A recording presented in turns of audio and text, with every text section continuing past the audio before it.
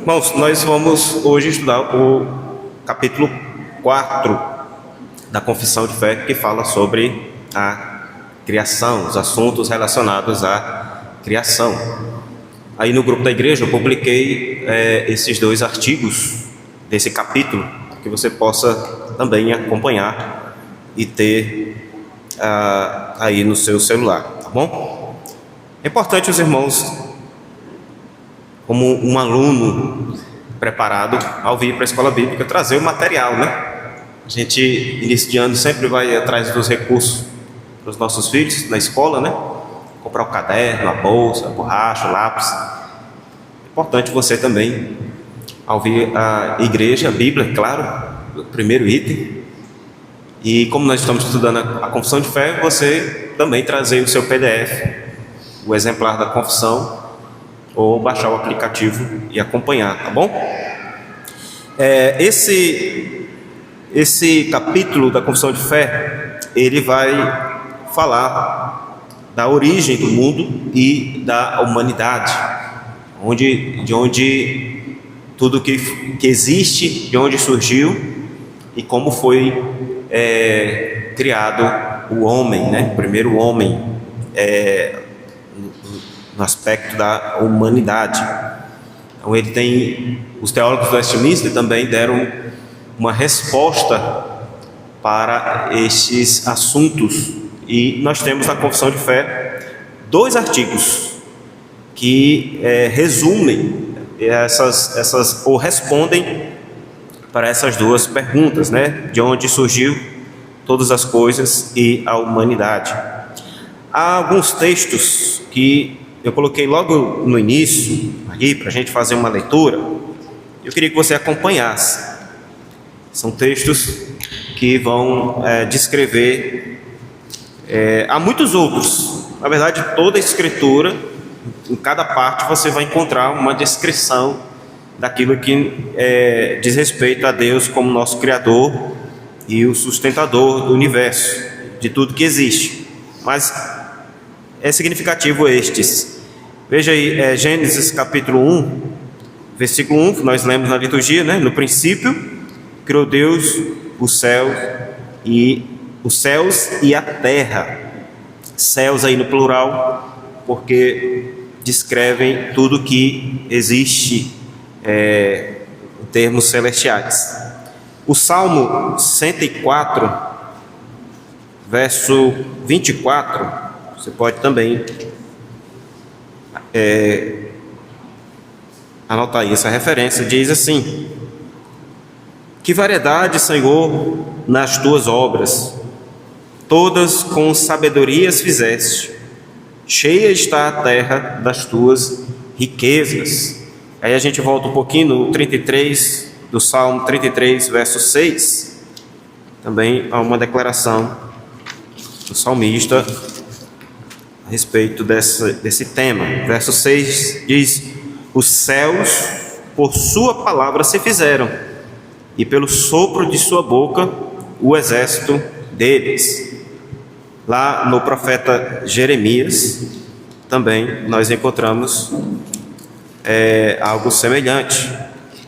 Nós temos do profeta Jeremias capítulo 10, do verso 12, dizendo o seguinte: o Senhor fez a terra pelo seu poder, estabeleceu o mundo por sua sabedoria, e com a sua inteligência estendeu os céus.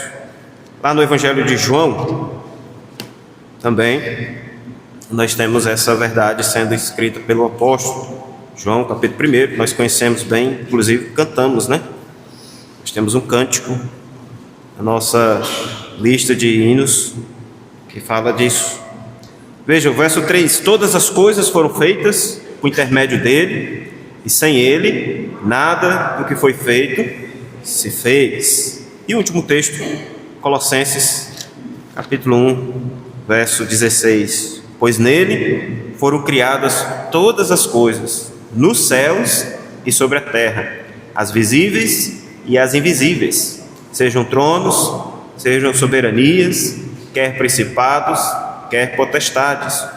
Tudo foi criado por meio dele e para ele. Esses textos todos descrevem ou apontam Deus como o Criador de todas as coisas. Isso é um ponto importante que nós entendemos. O que esses textos têm em comum? Nós temos Gênesis, a lei, o Pentateuco, fazendo essa declaração. Nós temos os livros poéticos, e aí está o Salmo. Nós temos os profetas, Jeremias. Nós temos os evangelhos, João. E nós temos as cartas, na sua maioria, descrevendo essa mesma verdade. Toda a Escritura descreve a Deus como aquele que criou todas as coisas. Uma outra coisa importante de conhecermos já de início, além de ver que toda a Bíblia, na sua formação, tem essa declaração importante, é que nesse tema da criação, os teólogos de Westminster não tiveram dificuldade em descrever ou apontar Deus como Criador, porque no seu contexto, na sua época, isso não era um problema. Por isso nós vamos encontrar nesses artigos, diferente de outros capítulos, apenas 2, né? Aqui, talvez, se fosse no nosso contexto, onde nós temos várias teorias da criação do mundo, ou do surgimento do mundo, né, por assim dizer, talvez fosse nos nossos dias, os teólogos do Westminster tivessem mais artigos, tivessem mais coisas a escrever. Mas já naquele momento não havia dificuldade em entender que tudo que foi criado, tudo que existe, foi feito por Deus. Esses 2 artigos resumem bem, de maneira sucinta, aquilo que a Bíblia vai nos dizer. Como nós vimos no primeiro capítulo, as Escrituras, a nossa regra de fé e prática, é dela que nós tiramos toda a nossa cosmovisão, né? A nossa doutrina. E pela fé nós cremos no que ela diz, nós vivemos pelo que ela nos aponta e entendemos que aqui é tudo verdade da parte de Deus. Nós temos aqui um propósito, né, ou uma definição do que nós queremos meditar hoje. Esse estudo, o propósito dele é nos fazer reconhecer Deus como Criador, nos levar a viver para a sua glória e compreender a nossa identidade, né, à luz daquilo que a Bíblia, a revelação de Deus, vem nos escrever.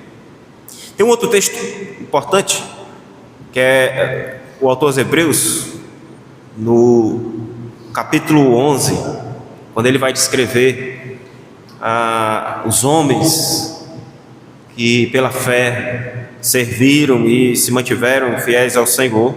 Ele também descreve no verso 3 que pela fé entendemos que foi o universo formado pela palavra de Deus, de maneira que o visível veio a existir das coisas que não aparecem. Então, a nossa fé, ela está firmada naquilo que a palavra de Deus descreve a respeito dele mesmo, certo? Então, a confissão de fé, neste capítulo, vai tratar da doutrina da criação, e esse capítulo ele se divide em 2 artigos. E o primeiro vai abordar a origem do mundo e de tudo que nele há, e o segundo, a origem da humanidade, ou do homem e da mulher, a origem e a formação. Por isso o propósito da aula também é entender a nossa identidade, porque nós fomos não só criados e deixado esse mundo sem uma referência, um padrão pelo qual nós devemos seguir, mas foi nos dado uma formação, uma instrução a respeito do que nós somos, daquilo que nós devemos fazer e daquilo que devemos viver. O primeiro ponto que nós vamos ver então é o artigo 1º, que vai falar da origem do mundo e tudo o que nele há. Os teólogos Westminster dizem o seguinte: no princípio, aprove a Deus o Pai, o Filho e o Espírito Santo, para a manifestação da glória de seu eterno poder, sabedoria e bondade, criar ou fazer do nada, no espaço de 6 dias, e tudo muito bom, o mundo e tudo o que nele há, visível ou invisível, né? Até mesmo aquilo que a gente não pode ou não contempla, né?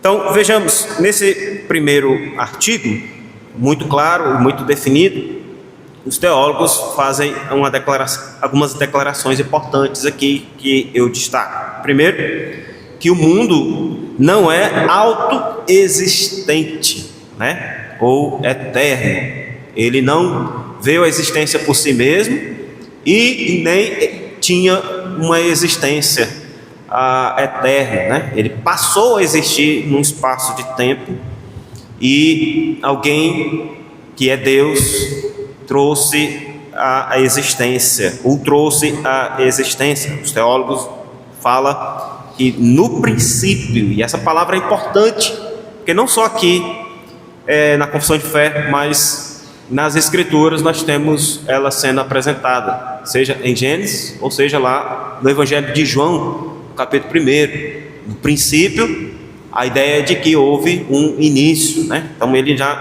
o mundo, segundo os teólogos Westminster, ele não era eterno, como se já estivesse lá, né?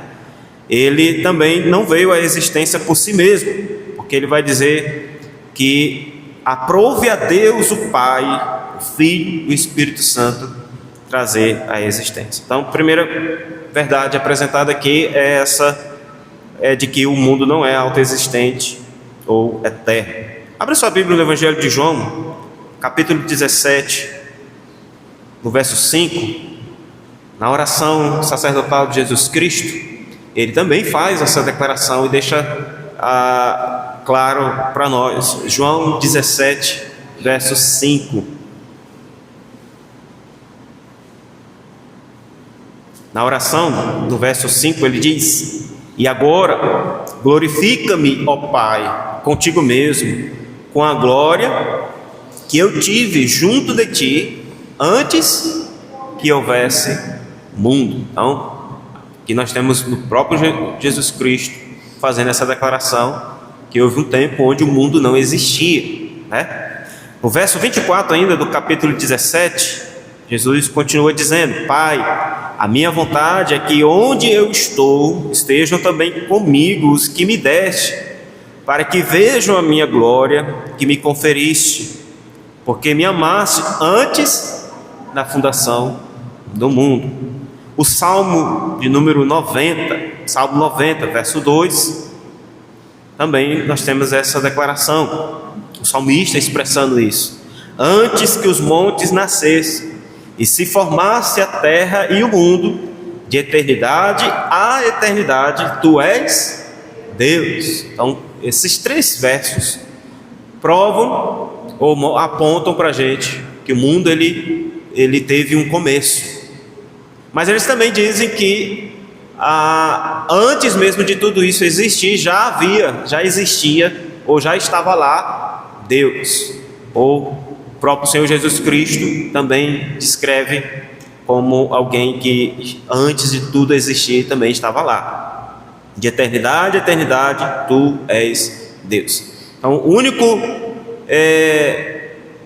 que não é descrito um começo e nem um fim é a respeito da Trindade, a respeito do nosso Deus. O mundo não. O mundo, ele teve um princípio, ele teve um começo, ele teve um momento onde ele passou a existir. A segunda verdade que nós encontramos aqui, que os teólogos Westminster também descrevem, é que a existência de tudo, e aqui nós estamos falando do mundo, né, teve a sua origem em Deus, né? O capítulo 1, o artigo 1, começa falando: no princípio, aprove a Deus, o Pai, o Filho e o Espírito Santo, para a manifestação da glória de seu eterno poder, sabedoria e bondade. Então, o que nós temos aqui? Eles fazendo esse apontamento de que a Trindade estava envolvida na criação do mundo. Deus, que é o único Deus vivo e verdadeiro, mas que nós conhecemos, quando estudamos na doutrina da Trindade, que ele subsiste em 3 pessoas, né? E essas 3 pessoas também estavam envolvidas na criação. Esse Deus que é Pai, é Filho e Espírito Santo. Hebreus 11, versículo 3, a gente leu, vai descrever o seguinte: pela fé entendemos que foi o universo formado pela palavra de Deus, de maneira que o visível veio a existir das coisas que não aparecem. Salmo 33, verso 6, a gente leu também: os céus por sua palavra se fizeram, e pelo sopro de sua boca o exército deles, né? Descrevendo aqui tudo que existe no céu: as estrelas, a lua, o sol, até mesmo aquilo que é invisível, e a maioria dos teólogos entendem que aqui também nós temos o exército sendo descrito como os anjos.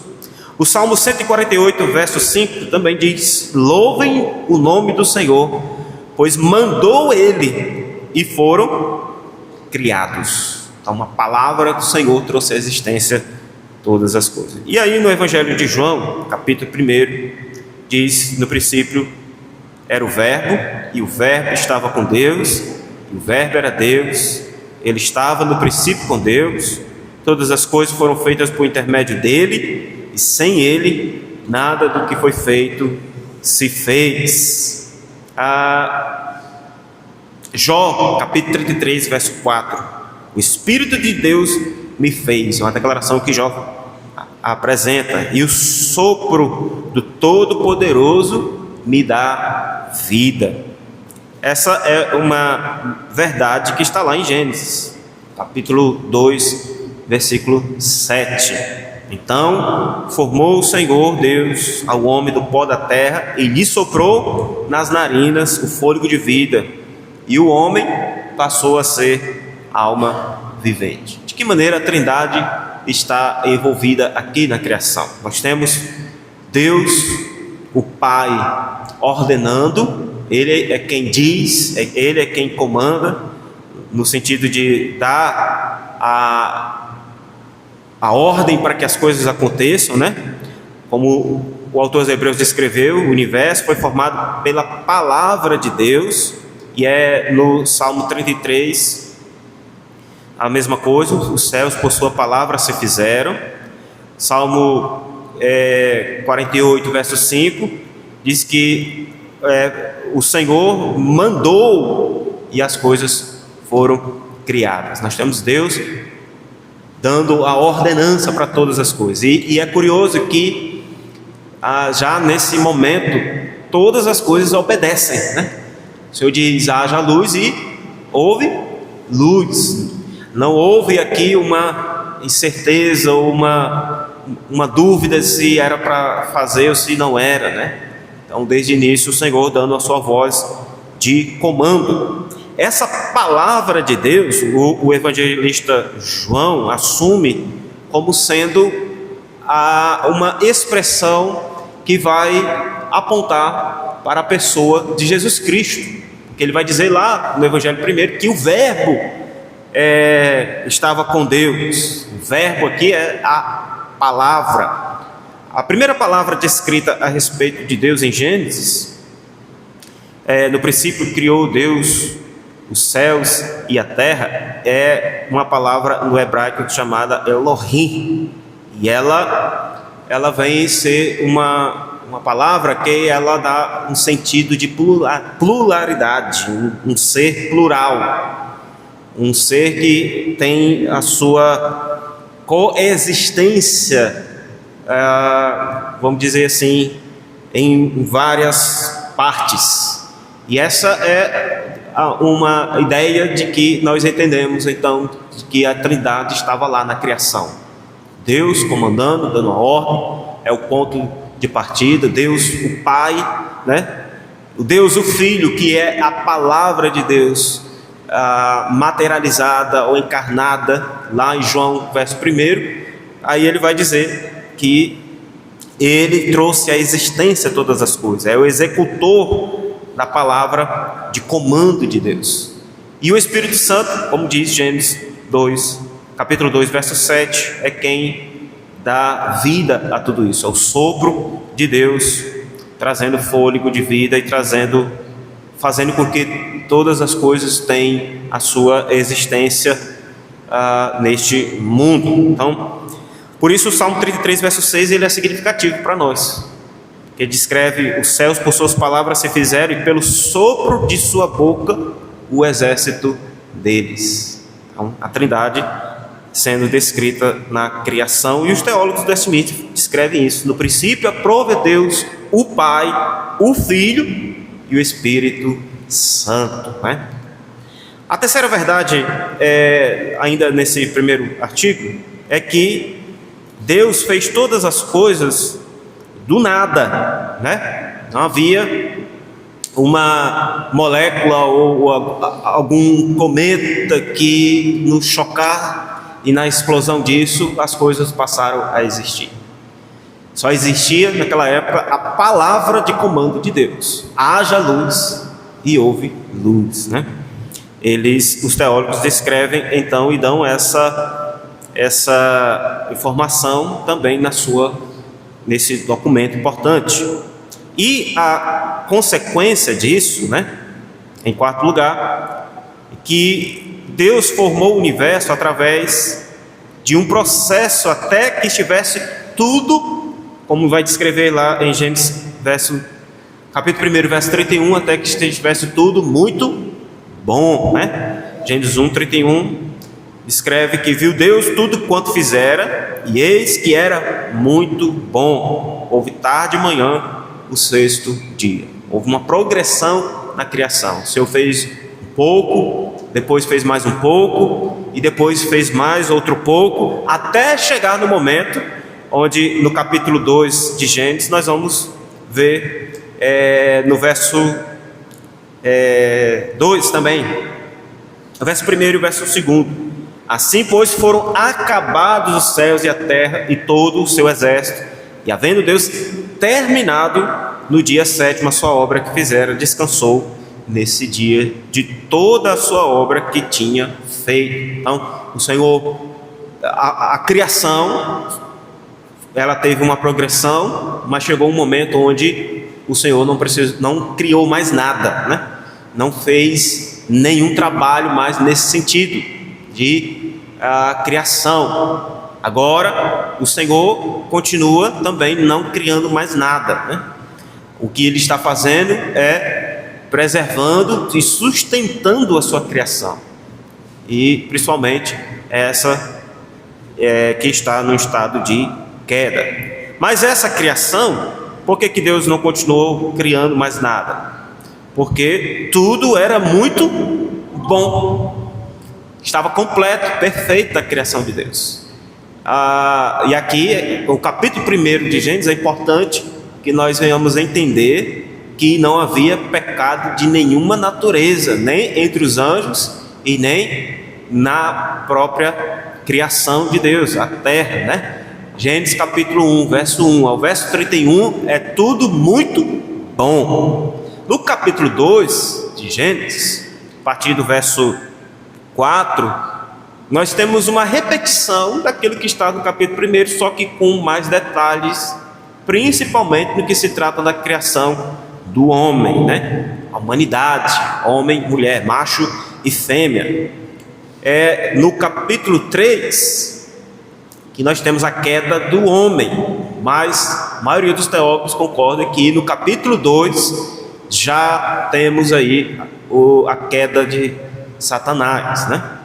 E é importante compreender isso, porque o diabo, ele foi expulso do céu, e diferente do que os pentecostais acreditam, né? Os neopentecostais principalmente, o diabo ele não foi lançado no inferno, né? Ele foi jogado e lançado na terra. Então, por isso que lá no Éden você vai encontrar o diabo aparecendo, né?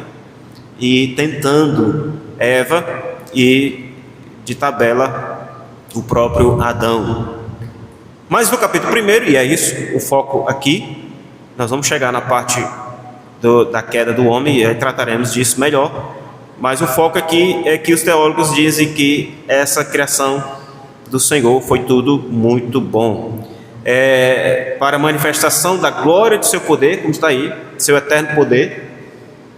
Ué, não está para vocês não, é? E vocês estão aí caladinhos, não fala nada. Agora sim. Será que é porque quando eu mudo... Ah, tá, peraí. Tem que fazer uma... Não sei se é isso. Avisa, gente, eu não sabia aqui. Tá aí, os teólogos dizem então, né? Que no princípio aprove a Deus, o Pai, o Filho e o Espírito Santo para manifestação da glória de seu eterno poder, sabedoria e bondade, criar ou fazer do nada, no espaço de 6 dias, e tudo muito bom. Então, você tem aqui a definição, para que a gente olhe só para o capítulo 1, no espaço de 6 dias. Então, no verso 31, viu Deus tudo quanto fizera, e eis que era muito bom. Tarde e manhã, o 6º dia, né? Um dia completo, e tudo muito bom. O apóstolo Paulo, escrevendo a Timóteo, ele vai descrever esse muito bom de Deus nos termos seguintes. 1 Timóteo, capítulo 4, versículo 4. Pois tudo que Deus criou é bom, e recebido com ações de graças, nada é recusável, né? Pois tudo que Deus criou é bom, e recebido com ações de graça, nada é recusável. Então, tudo na criação de Deus, como descreve aí, foi muito bom. Deus se agradou da sua criação. O que aconteceu, para que a gente encontre muitas coisas ruins hoje, é que o pecado afetou não só o ser humano, na sua constituição, a mente, a maneira de pensar, a maneira de agir, a maneira de falar, suas emoções, mas também a terra. A terra também foi alvo da ira de Deus, e o pecado afetou. Então o que acontece? Tudo que Deus criou foi muito bom. O que hoje essas coisas chegam de maneira ruim, ou são usadas de maneira ruim, é porque o que não está bom é o coração do homem, né? Nós usamos aquilo que Deus criou de maneira muito boa e perfeita, de maneira ruim, né? Para a nossa destruição, para os vícios, para as impurezas, para a maldade, né? Para os nossos interesses particulares. Então é isso que Paulo está mostrando aqui. O problema não é a criação, o problema é o coração, né? Não é o que entra, mas o que sai, né? E por vezes o que entra é fruto do que o nosso coração deseja, de malícia, né? E aí transforma, faz com que o que entrou também seja algo usado de maneira indevida. A quinta verdade nesse primeiro ponto ainda é que Deus fez todas as coisas. Aqui nós encontramos o propósito da criação de Deus. Deus fez todas as coisas para a sua própria glória, né? Não é isso que ele vai dizer aí? Para a manifestação da glória de seu eterno poder, sabedoria e bondade. Então, Deus teve um propósito ao criar todas as coisas. Ele quis manifestar com mais, de maneira pontual, a sua glória, né? Manifesta na sua criação. Não é importante entender aqui, não é que Deus ele necessita da criação para ser glorioso, ou a criação de alguma forma torna Deus glorioso. Não é isso, né? A criação manifesta, né, ou reflete a glória de Deus. Esse, inclusive, é o propósito nosso como povo de Deus, dar testemunho da glória de Deus.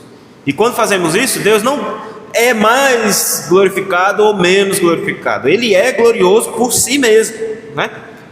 Por isso os teólogos utilizaram uma palavrinha que é muito importante aqui, que Deus aprova a Deus o Pai, o Filho e o Espírito Santo para manifestação, né, da glória, seu eterno poder, sabedoria e bondade, os atributos de Deus, aquilo que Deus usou para manifestar, para criar todas as coisas.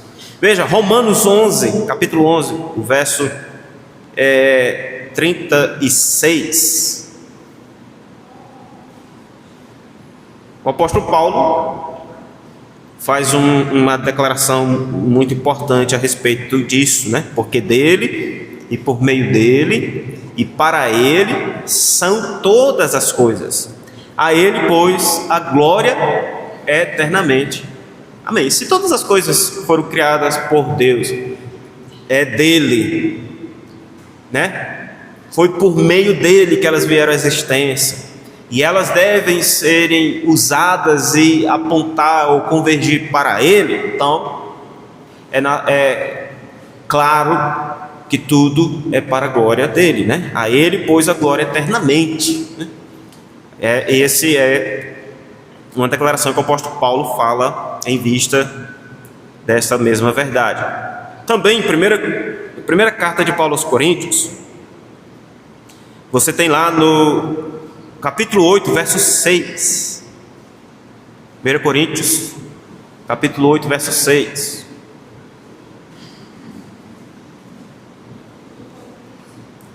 Ele vai dizer: todavia, para nós há um só Deus, Pai, de quem são todas as coisas e para quem existimos, e um só Senhor, Jesus Cristo, pelo qual são todas as coisas, e nós também por eles. Então Paulo também escreve aos Coríntios falando que tudo que existe é para o nosso Deus, são todas as coisas para quem existimos. Também Colossenses 1,16: nele foram criadas todas as coisas nos céus e sobre a terra, as visíveis e as invisíveis, sejam tronos, sejam soberanias, quer principados, quer potestades, tudo foi criado por meio dele e para ele. Então, a criação, ela não foi lançada neste mundo e deixada sem, como diz o ditado, né, sem eira e sem beira, né? Sem um propósito, sem um fim último.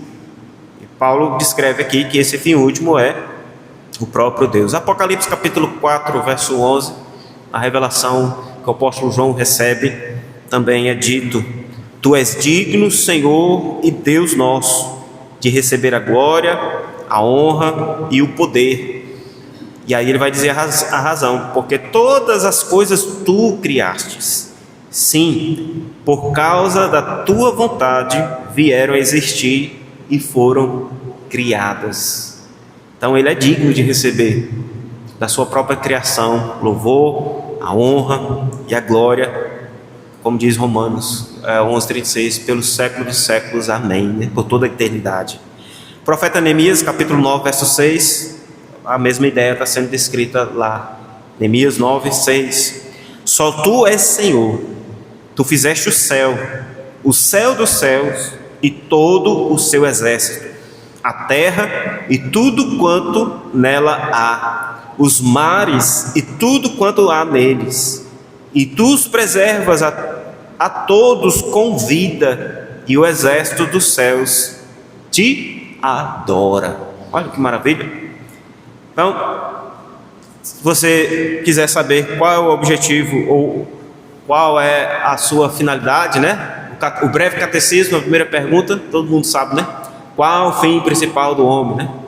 O fim principal do homem é glorificar a Deus e gozá-lo para sempre, ou ter gozo nele, né? Então, a criação de Deus também era para a manifestação da glória do Senhor. Tudo que existe. É por isso que o Salmo 19, o salmista vai dizer que os céus proclamam a glória de Deus, né? Anunciam, né? Eles não fazem Deus glorioso.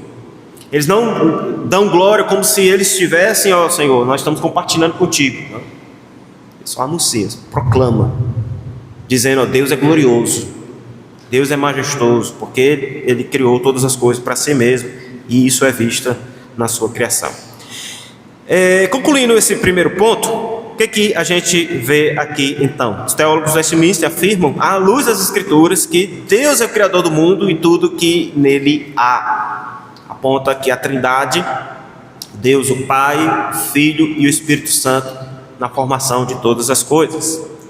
Segundo, que a finalidade da criação é a manifestação da glória de Deus e seus atributos, como ele vai descrever aqui o seu poder, sabedoria e bondade.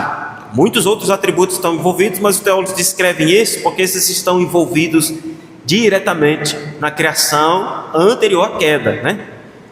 O poder de Deus, a sua autoridade de trazer a existência do nada, todas as coisas, sua sabedoria em fazer com que cada parte esteja no seu lugar, né? Cada qual cumprindo o seu dever, ninguém fora daquilo que foi planejado para ser, e a bondade de Deus em fazer com que neste mundo, o universo, o mundo em si, ele venha contemplar a bondade, a grandeza e a majestade do Senhor em si mesmo, né? Então, a finalidade da criação é a manifestação da glória de Deus, e assim nós temos um conhecimento prévio de Deus também por meio da sua criação. Os teólogos também dizem que Deus fez isso em 6 dias, né? O capítulo 1 descreve lá, houve tarde, manhã, o primeiro dia, houve tarde, manhã, o segundo dia, né? Alguns teólogos vão dizer que a noite não é mencionada porque a noite era uma prévia do que vai acontecer no capítulo 2, do descanso, né? Deus não trabalhou a noite, na ideia de que a noite não foi feita para o trabalho, foi feita para o descanso, para dormir, né? Tarde e manhã é o horário, é o momento. Outros vão dizer que essa aqui era uma maneira de uma leitura que os judeus tinham, que o dia terminava aí também na parte da tarde e iniciava um novo dia após isso. Mas o ponto é que tudo que existe aconteceu no espaço de 6 dias, né? O sétimo, ele é um dia também feito por Deus, só que lá na descrição do capítulo 2 do sétimo dia, nós não temos um início, um começo e um fim desse dia. Simplesmente ele é dito como um dia inteiro que Deus não criou nada, que Deus descansou, né? Você vai ver nas descrições dos 6 dias anteriores a ideia de que houve um começo e um fim daquele dia. Tarde e manhã, 6º dia, tarde e manhã, o 5º dia. Mas no 7º não tem essa descrição, né? Simplesmente diz, e havendo Deus terminado no dia 7º a sua obra que fizera, descansou nesse dia de toda a sua obra que tinha feito, e abençoou o dia 7º e o santificou, porque nele descansou de toda a obra que, como Criador, fizera. Os teólogos olham para esse texto e percebem como um dia eterno, né? Um pré-anúncio daquilo que está por acontecer, onde o autor aos Hebreus vai dizer que resta ainda um descanso para o povo de Deus, porque o Senhor ainda está, por assim dizer, na obra redentora, trabalhando pelo seu povo, mas um dia nós entraremos nesse descanso. O Senhor Jesus Cristo, no 7º dia, descansou de toda a obra que fizera para nos redimir de nossos pecados. Por isso que nós não guardamos o sábado, o 7º dia aqui, o último dia da semana, nós não guardamos porque tudo o que havia de ser feito, o Senhor Jesus Cristo na cruz do Calvário, com a sua morte, ele cumpriu, né? Mas ao 3º dia, né, no que é um domingo que o Senhor apareceu vivo, então ele se mostrou vivo aos seus discípulos, e a partir desse dia a igreja entendeu que esse dia era o dia para se adorar ao Senhor, né? É a ideia de os puritanos falavam do 8º dia que está por acontecer quando o Senhor vier buscar o seu povo, né? Uma ideia de uma plenitude de dia, porque o 7º o Senhor Jesus Cristo cumpriu. Nós no domingo, no início da semana, nós recuperamos as nossas forças, as nossas energias espirituais, físicas, reparamos as nossas atividades de trabalho para o nosso sustento, para a provisão do nosso lar, para nos ocupar com o trabalho do reino de Deus, em adoração, em culto, em ações de graças, em um momento em família, em um descanso do corpo. Então esse dia é o dia de descanso do povo de Deus, um pré-anúncio. E a mesma ideia de que não tem um início e nem um fim aponta para aquilo que nós faremos em toda a eternidade. E por último, o ponto termina, a conclusão é que tudo foi criado em perfeição, em plena sintonia com o seu Criador, pois tudo era muito bom. Não é muito bom porque eu e você estavam lá avaliando Deus, eu e você estavam lá nos nossos critérios, dizendo: Senhor, os peixes estão nas águas, os animais selváticos estão na mata, está tudo certo, tudo no lugar. Não, tudo era muito bom porque o próprio Criador, na sua soberania, nos seus decretos, na execução da sua vontade, fez conforme o seu agrado, né? Por isso Paulo vai escrever em Romanos 12, Romanos 12, verso 2, que a vontade do Senhor, ela é boa, perfeita e agradável, né? Porque é vontade de Deus. Isso nós devemos receber com alegria. O segundo ponto o segundo artigo da Confissão de Fé, ele vai descrever agora a origem e a formação do homem e da mulher. O que a gente tem aqui, e eu vou ser breve. Os teólogos dizem: depois de haver feito as outras criaturas, Deus criou o homem, macho e fêmea, com alma racional e imortal, e dotou-os de inteligência, retidão e perfeita santidade, segundo a sua própria imagem, tendo a lei de Deus escrita no seu coração e o poder de cumpri-la, mas com a possibilidade de transgredi-la, sendo deixados à liberdade de sua própria vontade, que era mutável. Além dessa lei escrita no coração, receberam o preceito de não comerem da árvore da ciência do bem e do mal. Enquanto obedeceram a este preceito, foram felizes em sua comunhão com Deus e tiveram domínio sobre as criaturas. Então, esse artigo da seção da Confissão de Fé também vai descrever a origem da humanidade, né? E a identidade ou a formação do homem. A primeira coisa que nós temos aí é que o homem, segundo os teólogos de Westminster, ele é também criação de Deus, mas é aquilo que os puritanos chamam a coroa da criação de Deus, né? A humanidade, os homens, né? Nós encontramos aqui um feito especial de Deus na sua criação. Por isso que eles começam dizendo: depois de haver feito as outras criaturas, Deus criou o homem, macho e fêmea. Aqui nós, como lemos em Hebreus, entendemos que o homem ele não é fruto da evolução, né? O homem ele é fruto da vontade soberana de Deus, né? Criado para ser conforme a imagem e semelhança do Senhor. Gênesis 1:27 descreve isso: criou Deus, pois o homem à sua imagem, a imagem de Deus o criou, homem e mulher os criou. E aqui também nós cremos que dentro da sexualidade na criação do homem, o Senhor não deixou ele escolher o que ele queria ser, né? Aqui nós não temos a criação de 2 homens e nem a criação de 2 mulheres. É especificamente dito que foi criado um homem e do homem foi criado uma mulher.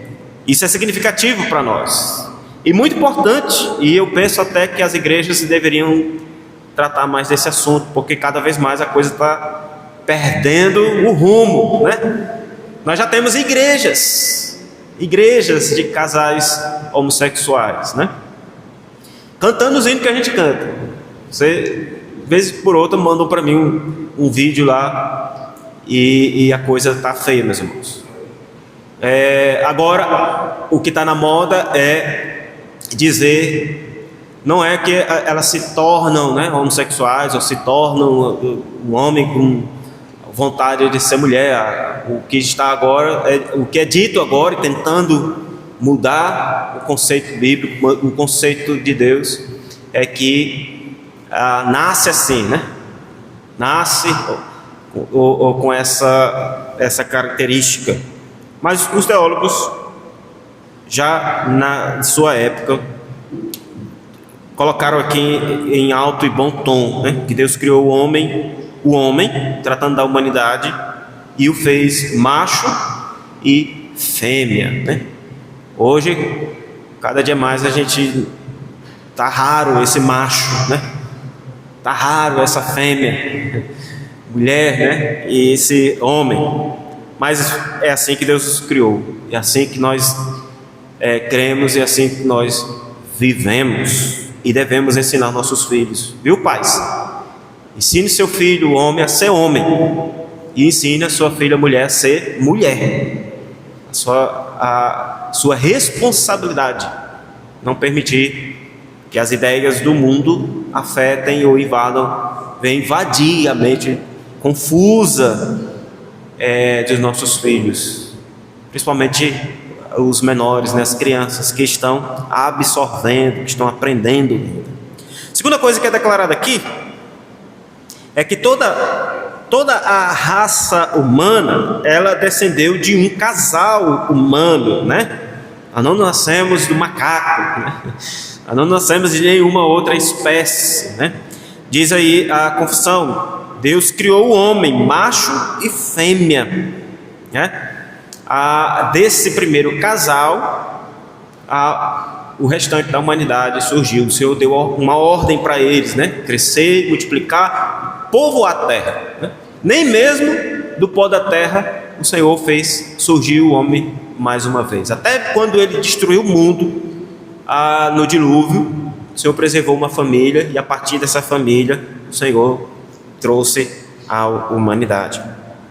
Esse é um ponto importante, porque faz parte da ordenança do Senhor o crescer e multiplicar, ter filhos, povoar a terra, né? Qual era a ideia do Senhor? Já que tudo foi feito para manifestação da glória do seu eterno poder, sabedoria e bondade, ao multiplicar e povoar a terra, então era assim que Deus iria fazer com que a sua glória resplandecesse em todos os lugares. Todas as nações que surgiriam, se seguisse a ordenança do Senhor, elas surgiriam com essa premissa da glória de Deus manifesta, principalmente por aqueles que Deus criou de maneira racional, né? Que Deus carimbou com a sua imagem e semelhança, tendo ali de toda a criação alguém mais próximo a Ele no que diz respeito à sua semelhança. Então, era dessa forma que Deus planejou e fez com que a sua humanidade ou a sua glória pudesse chegar em todos os lugares. O que a gente tem hoje? Hoje a gente tem cada vez mais os casais não querendo ter filhos, né? Infelizmente, essa é uma realidade em muitos contextos. E a desculpa é sempre que filho dá trabalho, ou que a criação, ter filho naquele momento vai atrapalhar, né, os planos de estudos e tudo mais. O ponto aqui, irmãos, a gente entender que a primeira missão nossa, como criação de Deus, é claro, glorificar o seu nome neste mundo, é como mordomos de Deus na sua criação, fazer a regência de tudo que Ele confiou aos nossos cuidados. Gênesis capítulo 2 vai descrever que Deus entregou aos cuidados do homem este mundo. E uma das ordenanças do Senhor foi crescer e multiplicar. Faz parte do meu dever, como filho de Deus, como criação de Deus, criar filhos para a glória dele, entregar filhos aos cuidados do nosso Deus, ou ensinar esses filhos a também manifestar a glória de Deus, né? É dessa forma que o nome do Senhor vai ser glorificado. O problema é que a gente pensa que os filhos eles só podem glorificar Deus se estiverem dentro da igreja, fazendo alguma atividade da igreja, tocando, ou pregando, ou fazendo qualquer outra coisa, limitando o espaço onde Deus pode ser glorificado apenas a esse contexto religioso, né? Mas o mandato cultural nos ensina que o mundo é o mundo de Deus, que as profissões elas devem ser também convergidas a glorificar o nome do Senhor. Então, quando você ensina os seus filhos no caminho do Senhor, na instrução do Senhor, e os educa nessa premissa, ele vai ser um profissional na área dele, na área que ele escolheu, que ele achar que é importante para a glória de Deus. Ele vai ser um médico que vai glorificar o Senhor, ele vai ser um pedreiro, vai ser um professor, vai ser um cozinheiro e tantas outras profissões para a glória do Senhor. E tem aquelas que a gente, pela realidade, pelo cenário atual, a gente não quer que nossos filhos se envolvam, né? Que é a política, né? O judiciário. Quem dera se nossos filhos também fossem criados fosse estudar ciência política, né? Fosse ir para o direito e ter lá delegados, juízes, profissionais dessa área também. Como seria o mundo se nós tivéssemos entre os governantes, como houve o povo de Israel, aqueles que temem ao Senhor? Então, se nós caímos nessa cilada do mundo de que os filhos dão trabalho de maneira pejorativa e que o mais importante é ter a minha profissão e ter todos os bens deste mundo para depois, e se entrar, ou se for possível ter filhos, a gente vai ter um mundo cada vez mais entregue às trevas, né? Claro, nós não vamos também colocar filho no mundo de maneira irresponsável, não é isso que eu estou dizendo, mas o ponto é que o Senhor nos ordenou também ter filhos. Filhos dão trabalho? Filhos é o trabalho do pai e da mãe. Os filhos, eles foram dados para estar aos cuidados do casal. Então, isso é importante. Eu vou deixar para o final, viu, meu irmão? Isso que é importante a gente entender. Então, toda a raça humana descendeu de um casal humano, macho e fêmea. Imagine se nós crescermos nessa ideia e daqui a 50 anos nós vamos ter um resultado terrível aí, onde teremos uma geração que não mais gera filhos. Terceira verdade que é descrita aqui é que o homem, ele foi feito à imagem de Deus, né? Veja, Deus criou o homem, macho e fêmea, com alma racional, né, e imortal, e dotou-os de inteligência, retidão e perfeita santidade, segundo a sua própria imagem. É o que diz aí os teólogos de Westminster, à luz das Escrituras, né? Então Deus também, Ele não só criou a humanidade, Ele soprou em suas narinas o fôlego de vida, e agora vão aí, se virem. O Senhor os dotou com tudo que é necessário para que eles possam refletir a glória de Deus, para que eles possam corresponder ao mandato que Deus deu a eles, seja ele familiar, constituir família, ter condições de fazer isso, seja ele no mandato cultural, ele desenvolver uma cultura, desenvolver uma sociedade e desenvolver a vontade de Deus neste mundo. Deus os dotou de inteligência. Não se esqueça que nós estamos falando aqui de Gênesis capítulo 1, né? Anterior à queda. Que após a queda o homem ele já não é mais tão inteligente assim, né? Ou faz uso dessa inteligência não mais com aquele mesmo propósito pelo qual ele foi criado, né? Para a glória de Deus. Ele usa para o mal, ele usa isso para alimentar os seus próprios desejos e intentos. Deus o criou reto, o homem de maneira reta, santa e perfeito. A imagem e semelhança de Deus também inclui esse ser que é santo, que é sem mácula, né? O homem não foi criado no pecado e para o pecado, mas ele foi criado em perfeita sintonia com o seu Criador, de maneira santa. Mas, em quarto lugar, Deus dotou Adão com um conhecimento suficiente de sua vontade, que os teólogos vão dizer aqui que é a lei escrita em seu coração, e além de uma instrução especial para que ele tenha consciência de qual é a vontade de Deus e tenha condições de obedecer ou não essa vontade. O que eles dizem aí? Tendo a lei de Deus escrita no seu coração e o poder de cumpri-la, mas com a possibilidade de transgredi-la, sendo deixados à liberdade de sua própria vontade, que era mutável. Então veja, se Deus fez o homem e colocou nele a sua imagem e semelhança, isso significa dizer que com isso Deus também estava dando tudo o que era necessário para que o homem pudesse por si mesmo concluir qual é a vontade de Deus, entender qual é a direção que Deus quer para ele, né? Deus não falou grego, por assim dizer, com Adão, com Eva, no que diz respeito ao que eles deveriam fazer, para que eles pudessem depois dizer: não, eu não entendi, não ficou claro qual era a vontade de Deus.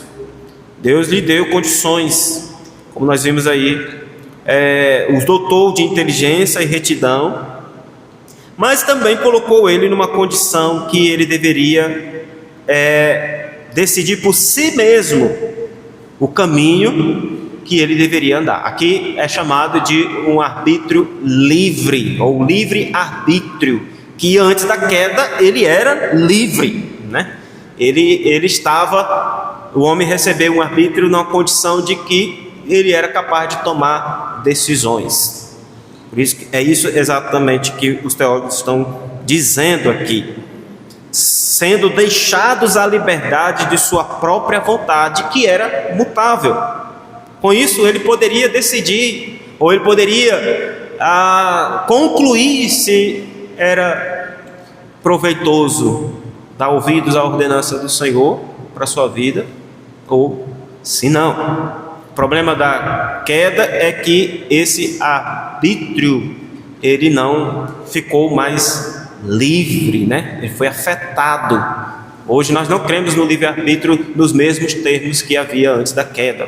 Por quê? Porque o homem foi afetado pelo pecado, no seu modo de pensar, no seu modo de agir, no seu modo de falar. Isso afetou também a sua capacidade de discernir.